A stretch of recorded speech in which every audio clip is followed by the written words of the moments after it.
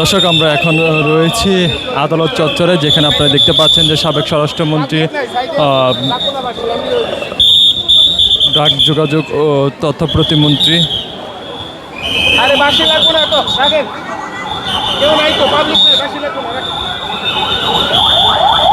দর্শক এই গাড়িতে করেই কিন্তু নিয়ে যাওয়া হচ্ছে পলক এবং আসাদুজ্জামান খান কামাল এবং তানভীর হাসান সৈকতকে।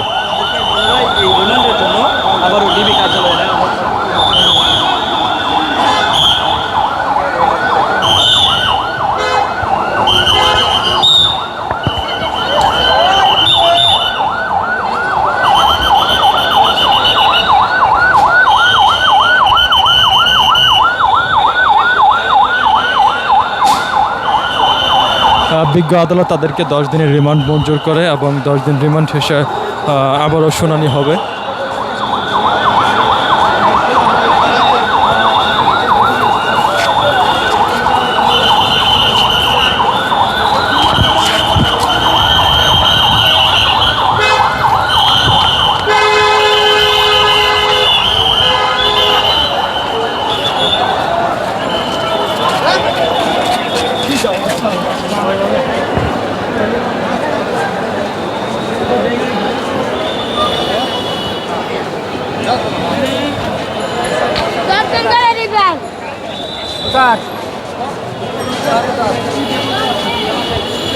দর্শক আপনারা দেখতে পাচ্ছেন যে আইন শৃঙ্খলা রক্ষাকারী বাহিনী, পুলিশ সদস্যদের পাশাপাশি সেনাবাহিনীর সদস্যরা কিন্তু এই আদালত চত্বরে রয়েছে এবং খুব নিরাপত্তার সহিত এদের 3 জনকে নিয়ে যাওয়া হচ্ছে।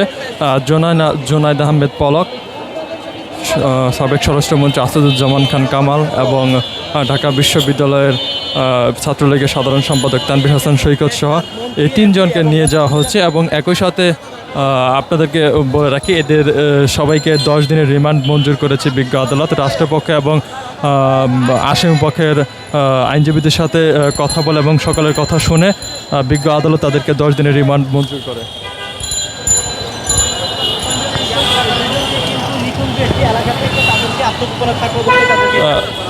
দর্শক আপনারা জানেন যে নিকুঞ্জ থেকে একটি বাসায় তারা আত্মগোপনে ছিলেন এবং সেখান থেকে কিন্তু তাদেরকে গোপন তথ্যের ভিত্তিতে আটক করা হয় এবং তার পরবর্তীতেই কিন্তু তাদেরকে আদালতে তোলা হয় এবং বিজ্ঞ আদালত তাদেরকে 10 দিনের সেই রিমান্ড মঞ্জুর করে এবং সেই 10 দিন পরে যে অজানা তথ্যগুলো রয়েছে সেই তথ্যগুলোর ভিত্তিতে তাদের পূর্ণাঙ্গ রায় প্রকাশিত হবে।